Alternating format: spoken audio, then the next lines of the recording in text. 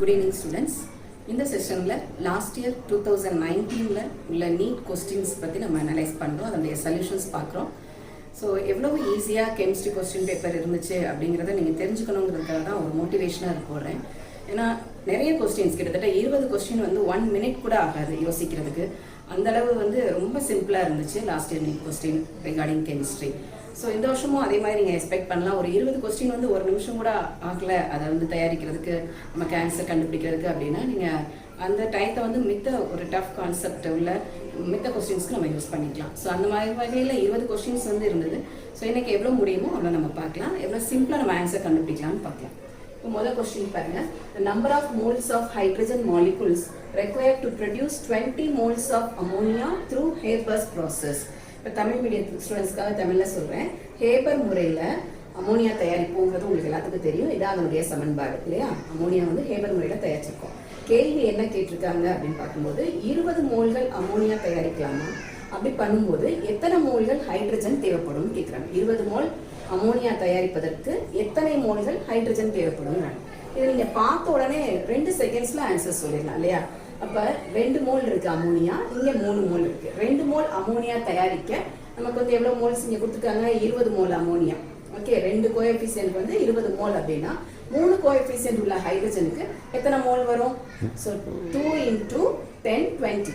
அப்போ இங்கே 10 is the answer. So 20 moles உங்களுக்கு கிடைக்குது. அது மாதிரி 3 × 10 போட்டோம்னா 30 moles is the correct answer. So பாருங்க, within 2 seconds we can attend this problem. இந்த மாதிரி ப்ராப்ளம் நிறையா வந்துச்சு. ஸோ நம்ம வந்து அதிக இம்பார்ட்டன்ஸ் வந்து ப்ராப்ளம்ஸ்க்கு கொடுங்க. அதுவும் ஃபிசிக்கல் கெமிஸ்ட்ரியில் chemical equilibrium and then ionic ஈக்லிபிரியம்க்கு இம்பார்ட்டன்ஸ் கொடுங்க. அயானிக் ஈக்லிபிரியத்தில் வந்து கேஎஸ்பி சல்யூபிலிட்டி ப்ராடக்ட் அதுவுமே வந்து ஒரு ப்ராப்ளம் வந்துருந்துச்சு. ஸோ அந்த மாதிரி இருக்கும், நம்ம பார்க்கலாம். அடுத்த ரெண்டாவது கணக்கு, the one that is not a greenhouse has. இதெல்லாம் பார்த்தீங்கன்னா environmental chemistry. So line by line உங்களை வந்து படிக்க சொல்லியிருந்தேன் environmental chemistry. So greenhouse gas இல்லாத ஒன்று அப்படின்னா பார்த்தோன்னே நம்ம சொல்லிடலாம். நைட்ரஸ் ஆக்சைடு, மீத்தேன், ஓசோன் எல்லாமே அட்மாஸ்பியர்லேயே இருக்கும். இந்த SO2 வந்து வாட்டரோட மறுபடியும் சேர்ந்து உங்களுக்கு சல்ஃபியூரிக் ஆசிட் ரெயினாக நமக்கு கீழே வந்துடும், H2SO4 வந்துடும். So the correct option is SO2. And then third question. ஸோ தமிழ் மீடியத்துக்கு புரிஞ்சிருக்கும்னு நினைக்கிறேன். பசுமை குடில் வாயு, அது மூலமாக வெளிவராத ஒரு வாயு எதுன்னு கேட்டிருக்காங்க. SO2 sulphur dioxide. மூன்றாவது third question, which of the following diatomic molecule species has only pi bond according to MOT? அதாவது மூலக்கூறு ஆர்பிட்டால் கொள்கை மூலமாக பை பாண்ட் மட்டும்தான் இருக்கணும், அந்த மாதிரி இருக்கிற டயட்டாமிக் மூலக்கூறு எது அப்படின்னு கேட்குறாங்க. 2 அணுவுடைய டயட்டாமிக் மூலக்கூறு பாருங்க, எல்லாமே 2 அணு தான் இருக்கு இல்லையா? ஸோ இதுக்கு வந்து நமக்கு 1 நிமிஷம் நம்ம யோசிக்கிற மாதிரி இருக்கும். ஏன்னா அப் டு நைட்ரஜன் வரைக்கும் நீங்கள் எப்படி போட்டிருப்பீங்க கொஞ்சம் ஞாபகப்படுத்தி பாருங்க. அப் டு நைட்ரஜன் வரைக்கும் நம்ம சிக்மா 1 சிக்மா ஸ்டார் 1 அந்த ஆர்டர் உங்களுக்கு தெரியும். அப்படி போடும்போது ஒரு இடத்துல வந்து பை கீழே வரும், ஒரு இடத்துல சிக்மா மேலே வரும். இப்போ கார்பன் தான் வந்து உங்களுக்கு ஆன்சர், அதனால நான் அந்த இடத்துல எழுதுறேன். என்னன்னு கேட்டிங்கன்னா இங்கே வந்து சிக்மா வரும், இங்கே வந்து பை 2px பை 2py இதுதான் வந்து ஈக்குவல் எனர்ஜி கார்பனை பொறுத்த வரைக்கும். அப்போ 4 தான் இருக்கும் இங்கே பையில். அப்போ வந்து 1 2 3 4 எலக்ட்ரான் இங்கே உங்களுக்கு சாட்டிஸ்ஃபை ஆயிரும், சிக்மாவுக்கு போகாது. ஆனால் மித்ததெல்லாம் பார்த்தா நைட்ரஜன்லேயும் பார்த்தீங்கன்னா பை கீழே சிக்மா மேலே தான் இருக்கும். ஆனால் ஆக்சிஜன் மட்டும் தான் இந்த ஆர்டர் மாறும், இதெல்லாம் நம்ம படிச்சிருப்போம். அப்போ வந்து இங்கே வந்து ஆனால் என்ன ஆயிரும்னா இங்கேயும் ஃபில் ஆயிரும், ஆக்சிஜனுக்கு வந்து சிக்மாலேயும் இருக்கும். இங்கே வந்து என்ன கேட்டிருக்காங்க, ஒன்லி பை பாண்டில் மட்டும் உள்ள எலக்ட்ரான் வந்து எந்த 2 அணு கொண்ட மூலக்கூறுன்னு கேட்டிருக்காங்க. So C2 is the correct answer. Next question, the number of sigma and pi bonds in pent2ene4ine அப்படின்னா கொஸ்டின் கொடுத்துருக்கு. ஸோ இந்த ஸ்ட்ரக்சர் வந்து அவங்க கொடுக்கல, நம்ம தான் கொண்டு வரணும். பென்ட் அப்படின்னாலே உங்களுக்கு 5 கார்பன் போட்டுக்கோங்க. 5 கார்பன்ல 4வது கார்பன் கிட்ட உங்களுக்கு ஒயின் அப்படின்னா ட்ரிபிள் பாண்ட். ஸோ இங்கேருந்து நான் ஸ்டார்ட் பண்ணுறேன். 1 2 3 4 4வது கார்பனுக்கு நான் ட்ரிபிள் பாண்ட் கொடுத்துட்டேன். 2வது கார்பனில் டபுள் பாண்ட் கொடுத்துட்டு உங்களுக்கு ஆட்டம் அதுக்கு ஏற்ற மாதிரி ஹைட்ரஜன் வந்து போட தெரியும் உங்களுக்கு. வேலன்சி வந்து 4 இருக்கிற மாதிரி செக் பண்ணிக்கோங்க.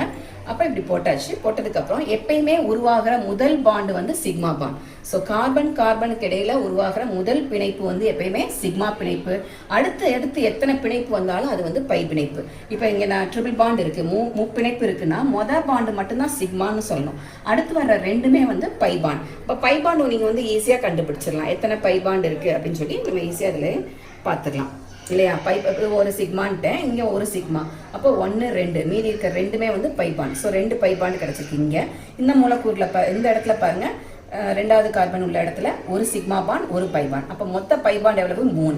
ஸோ 3 பை பாண்ட் உள்ளது அப்படின்னு சொல்லி நம்ம செக் பண்ணாலே ஆப்ஷன் 1 தான் கரெக்ட். ஏன்னா 10 சிக்மா பாண்ட் நம்ம கேல்குலேட் பண்ணாட்டினாலே கூட 3 பை பாண்ட் கண்டுபிடிச்சா டக்குன்னு போட்டுடலாம். அப்புறம் we are saving the time here. இருந்தாலும் நம்ம வந்து கவுண்டர் செக் பண்ணுறப்ப 10 சிக்மா பாண்ட் இருக்குதாங்கிறதையும் பார்த்துடலாம். ஹைட்ரஜன் 3 அப்படின்னா அந்த ஹைட்ரஜன் 3 எப்படி இருந்திருக்கும்? இங்கே ஒரு பிணைப்பு, இங்கே ஒரு பிணைப்பு, இங்கே ஒரு பிணைப்பு, இப்படி தான் இருந்திருக்கும் ஹைட்ரஜன் 3. ஸோ அந்த 3 பாண்டையுமே நம்ம ஆட் பண்ணிக்கணும். அப்போ 3 சிக்மா பாண்ட், இங்கே இருக்கிற என்ன சொன்னோம்? 1 4, இங்கே 1 5, இங்கே 1 6 7 8, இங்கே 1 9, இந்த ஹைட்ரஜனுக்கு 1 10. ஆக மொத்தம் 10 சிக்மா பாண்ட். ஸோ இதெல்லாம் உங்களுக்கு கால்குலேட் பண்ண தெரியும். எவ்வளோ easy, but it will take 1 minute. அவ்வளோதான். அடுத்த கொஸ்டின் போகலாம். The structure of intermediate A in the following reaction is. பொதுவாக ஆர்கானிக் கெமிஸ்ட்ரினாலே ஸ்டூடெண்ட்ஸ் வந்து பயப்படுவாங்க. பட் இங்கே கொடுத்துருக்க ஸ்ட்ரக்சர் பாருங்கள், ப்ரோப்பிலின் அண்ட் பென்சின் ஜாயின் பண்ணி இருக்கிற ஸ்ட்ரக்சர். இது நம்ம வந்து ஃபெமிலியராக ஃபீனால் தயாரிப்பில் படிச்சிருப்போம். இதனுடைய பேர் கூட உங்களுக்கு தெரியும், கியூமின் அப்படின்னு படிச்சிருப்போம் இல்லையா? முக்கியமான ஒரு கொஸ்டின், 2 மார்க் 3 மார்க் கொஸ்டின் உங்களுக்கு சொல்லியிருப்பாங்க. அப்படிங்கிறப்ப இது வந்து நமக்கு கியூமின் அப்படிங்கிறது நமக்கு தெரியுது. இந்த கியூமினுடைய இன்டர்மீடியட் இடைநிலை பொருள் தான் வந்து என்னென்னு கேட்டிருக்கு. ஒரு 4 ஸ்ட்ரக்சர் கொடுத்துருந்தாங்க. உங்களுக்கே தெரியும், இந்த ஏங்கிறதா இடைநிலை. ஸோ இடைநிலைக்கு வர்ற பொருளுடைய பேரும் கூட நம்ம படிச்சிருப்போம், பை ஹார்ட்டாகவே படிச்சிருப்போம். ஸோ மெமரியாக படிச்சிருக்கோம். அது பேர் என்னது? உங்களுக்கு cumene hydroperoxide.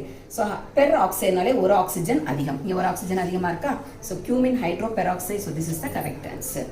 So organic கெமிஸ்ட்ரிலாம் இந்த தடவை இவ்வளோ ஈஸியாக கேட்டிருக்காங்க அப்படிங்கிறது ரொம்ப ஒரு சந்தோஷமான விஷயம். அடுத்த கொஸ்டின் பாருங்க. ஃபார் த செகண்ட் பீரியட், ரெண்டாவது பீரியட் எடுத்திருக்கோம். Elements, the correct increasing order of ionisation energy. Tamil medium. அயனியாக்கும் ஆற்றல், அதாவது அயனியாக்கும் ஆற்றலை வந்து இப்படி வரிசைப்படுத்தியிருக்காங்க. ஏறு வரிசையில் நம்ம எழுதணும். இரண்டாவது வரிசையில உள்ள தனிமங்களுக்கு அயனியாக்கும் ஆற்றலினுடைய ஏறு வரிசை கேட்டிருக்கு. ஸோ இரண்டாவது வரிசையில என்னென்ன தனிமம் ஃபர்ஸ்ட் இருக்குங்கிறது உங்களுக்கு தெரியணும். Lithium, beryllium, boron, carbon, nitrogen, oxygen, fluorine, neon. இந்த ஆர்டர் நீங்க எப்பயுமே மறக்கக்கூடாது. ஈஸியா ஞாபகம் வச்சுக்கிறதுக்கு ஒரு நிமோனிக் சொல்லலாம். Lithium, beryllium. பிசிக்கு நோ ஃபன் அப்படின்னு சொல்லிட்டு நியான் போயிடலாம். மந்த வாயுக்கள். பிசிக்கு நோ ஃபன் அப்படின்னு சொல்லி முடிச்சிடலாம். இப்போ உங்களுக்கு இதனுடைய அணு எண்ணும் உங்களுக்கு தெரிஞ்சிருக்கும். போரான் 5 6 7 8 9 10. அணு எண்ணும் இங்கே ரொம்ப முக்கியம், நமக்கு தெரிஞ்சுக்கணும். ஏன்னு கேட்டோம்னா, இப்போ நமக்கு ஃபர்ஸ்ட் அப்போ உங்களுக்கு தெரியும், அயனியாக்கும் ஆற்றல் இடமிருந்து வளம் செல்ல செல்ல என்ன ஆகுது அப்படிங்கிறது ரொம்ப முக்கியமான கான்செப்ட். இது நான் உங்களுக்கு நிறைய தடவை சொல்லியிருக்கேன். இது வந்து அணு ஆரம். அணு ஆரம் வந்து இடமிருந்து வளம் செல்ல செல்ல என்ன செஞ்சுட்டே போகும்? குறுகிட்டே போகும். அதே இது மேலிருந்து கீழே. ஸோ இது வந்து வரிசையில் அணு ஆரம் குறையும். தொகுதியில் பார்த்தீங்கன்னா அணு ஆரம் வந்து பெருசாகிட்டே போகும். ஒரு பறவையை வந்து நம்ம ஞாபகம் வச்சுக்கலாம். பறவையினுடைய உடம்பு, பறவையினுடைய மூக்கு இருக்கிற மாதிரி. அப்போ அணு ஆரம் குறையுது அப்படின்னா அயனியாக்கும் ஆற்றல் அதிகரிக்கும். அப்போ இடமிருந்து வளம் செல்ல செல்ல எப்பயுமே அயனியாக்கும் ஆற்றல் அதிகரிக்கிறதுனால எப்பயுமே நியான் மந்த வாயுக்கள் பொதுவாக வந்து அதிக அயனியாக்கும் ஆற்றல் உடையவை. அது நமக்கு தெரிஞ்சது. பட் எல்லா ஆப்ஷன்லையுமே மந்த வாயுக்கள் தான் வந்து அதிக அயனியாக்கும் ஆற்றல் கொடுத்துருக்காங்க. இதில் ஏதாவது ஆர்டர் மாறிடுச்சுன்னா டக்கு நம்ம நியான் இருந்தால் அதை நம்ம கிளிக் பண்ணிடலாம். பட் இப்போ வந்து நமக்கு எல்லாமே நியான் தான் இருக்கு. ஸோ இதில் மறுபடியும் நம்ம செக் பண்ணணும். இன்னொன்று என்ன தெரிஞ்சுக்கணும், அயனியாக்கம் ஆற்றலை பொறுத்த வரைக்கும் எதுக்கு வந்து வெளிக்கூட்டு அமைப்பு வந்து ரொம்ப ஸ்டேபிளா இருக்கு, நிலைப்புத்தன்மை அதிகமோ அதுக்கு அயனியாக்கும் ஆற்றல் அதிகம். இப்போ நான் உதாரணத்துக்கு நைட்ரஜன் எடுத்துக்கிறேன். நைட்ரஜன் 7னா எப்படி போடுவோம்? 1s2 2s2 2p3. 2p6 அப்படின்னாலும் நிலைத்த ஆர்பிட்டால், 2p3நாலும் நிலைத்த ஆர்பிட்டால். அப்போ 2p3ங்கிறப்ப பாதி நிரவல் பாதியாக இருந்தாலும் half filled or completely filled element, அந்த எலக்ட்ரானிக் கான்ஃபிகரேஷன் உள்ள எலிமெண்ட் வந்து ஸ்டெபிலிட்டி கூட, அதுக்கு நமக்கு அயனைசேஷன் எனர்ஜியும் கூட. அப்போ இதில் பார்க்கும்போது நமக்கு வந்து செகண்ட் ஆப்ஷன் கரெக்டாக வரும். லித்தியம். லித்தியத்துக்கு அடுத்து யாருன்னா போரான். ஏன்னா பெரிலியம் வந்து 4ங்கிறப்ப எப்படி ஆயிரும்? 1s2 2s2. 2s2ங்கிறப்ப கம்ப்ளீட்லி ஃபில்டு. அப்போ இதை ரெண்டையும் கம்பேர் பண்ணும்போது கண்டிப்பா பெரிலியத்துக்கு அதிக அயனியாக்கும் ஆற்றல். அடுத்தது கார்பன் வர்றாங்க.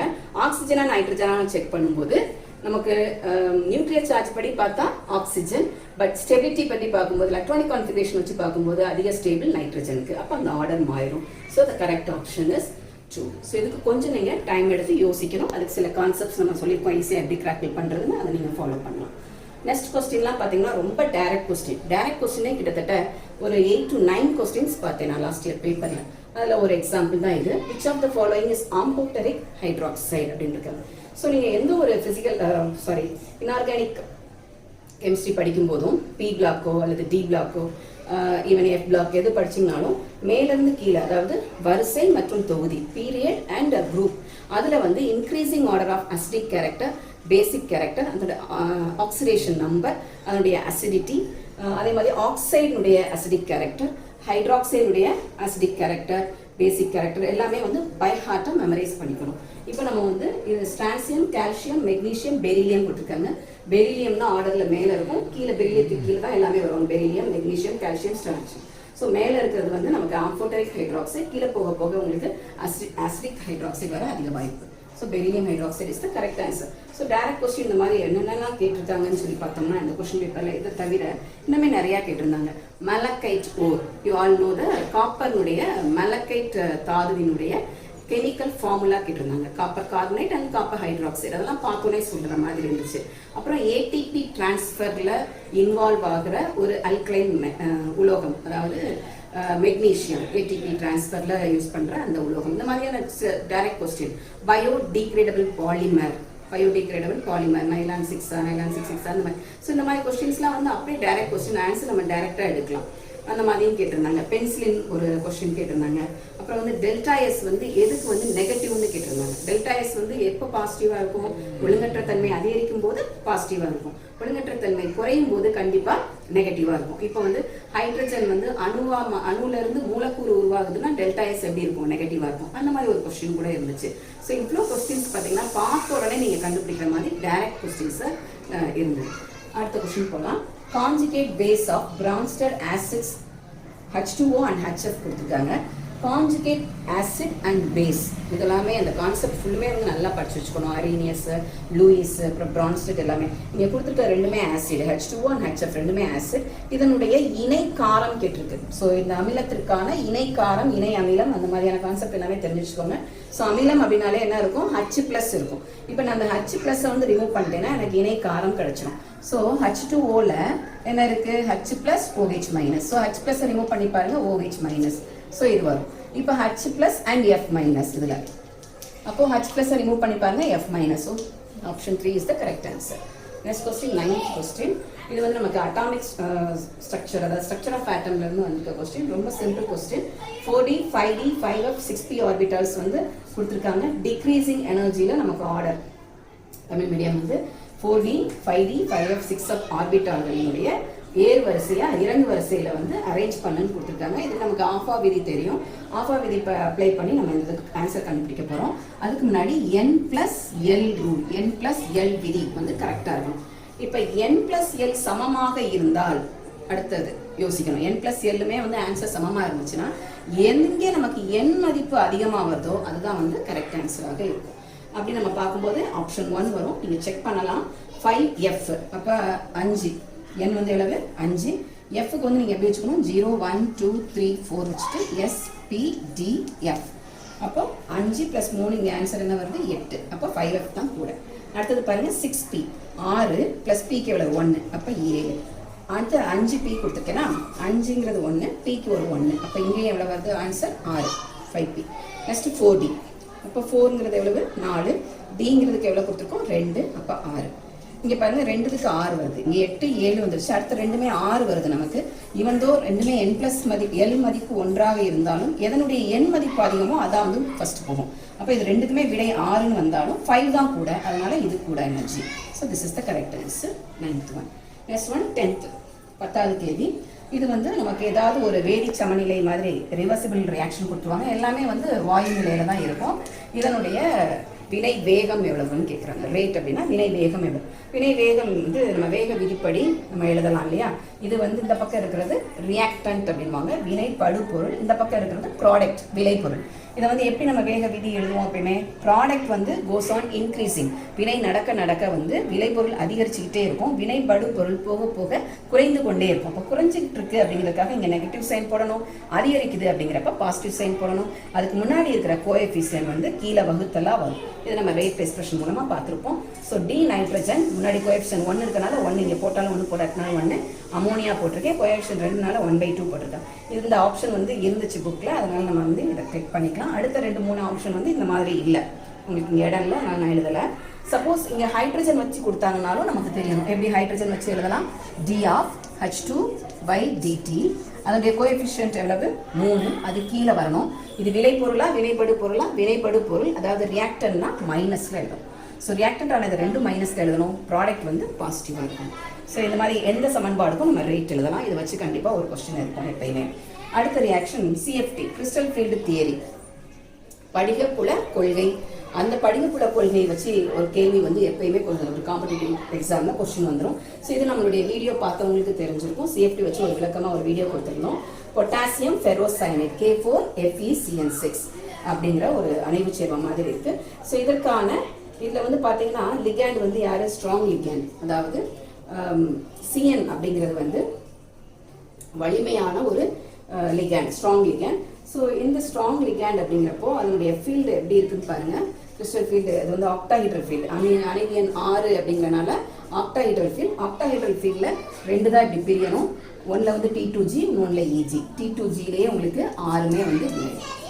ஏன்னா இது வந்து வலிமை மிகு ஈனி, வலிமையான மீனி. அதாவது ஸ்ட்ராங் லிகேண்ட் அப்படிங்கிறப்ப T2Gலேயே நமக்கு 6 எலக்ட்ரான்லேயே ஃபில் ஆகிடும். EGக்கு ஏறாது, மேலே ஏறாது. ஏன்னா எதை வச்சு நம்ம இது பண்ணுவோம்? டெல்டா நாட்டா பேரிங் எனர்ஜியா அப்படின்னு சொல்லி. இங்கே வந்து பேரிங் எனர்ஜி தான் வந்து அதிகமாக இருக்கும் when compared to delta not. அதனால டெல்டா நாட் தான் அதிகமாக இருக்கும் when compared to bearing energy. அதனால உங்களுக்கு வந்து எலக்ட்ரான் வந்து எப்படி இருக்கு? பேடாக இருக்கு. ஸோ டெல்டா நாட் வந்து கம்மியாக இருக்கு. இதே டெல்டா நாட் அதிகமாக இருந்தால் பேரிங் எனர்ஜி வந்து உங்களுக்கு கம்மியாயிரும். இது வந்து மேலே போயிடும், EGலையும் சேர்த்து போகும். So answer is T2G 6 EG. So this is the correct answer. இன்னும் ஆப்ஷன் என்ன கொடுத்துருந்தாங்கன்னா T2Gயில் வந்து ஒரு 4, EGயில் ஒரு 2, அந்த மாதிரிலாம் உங்களுக்கு கன்ஃபியூஸ் பண்ணுறதுக்கு சில ஆப்ஷன்ஸ் கொடுத்துருக்காங்க. ஸோ இந்த போர்டில் இப்போ நம்ம பார்த்தோம்னா 11 கொஸ்டின். அது போக டேரெக்டாக கொடுத்த கொஸ்டின்னு சொல்லி ஒரு 5 கொஸ்டின் நான் உங்களுக்கு சொன்னேன். எவ்வளோ ஈஸியான கொஸ்டின் சொல்லி இன்னொரு 5 கொஸ்டின் மாதிரி வந்து ஓரளவுக்கு பார்த்தோன்னே ஆன்சர் கண்டுபிடிக்கிற மாதிரியான ரூட் மெமரிலையுமே எழுதுகிற மாதிரி இருந்துச்சு. ஸோ இவ்வளோ சிம்பிளாக உங்களுக்கு லாஸ்ட் இயர் நீட் கொஸ்டின் கெமிஸ்ட்ரியில் இருந்தனால இந்த வருஷமும் நீங்கள் வந்து இந்த மாதிரி கான்செப்ட் ஓரியன்டாக லேர்ன் பண்ணிங்கன்னா ஈஸியாக நீட் வந்து கிராக் பண்ணலாம். Thank you students.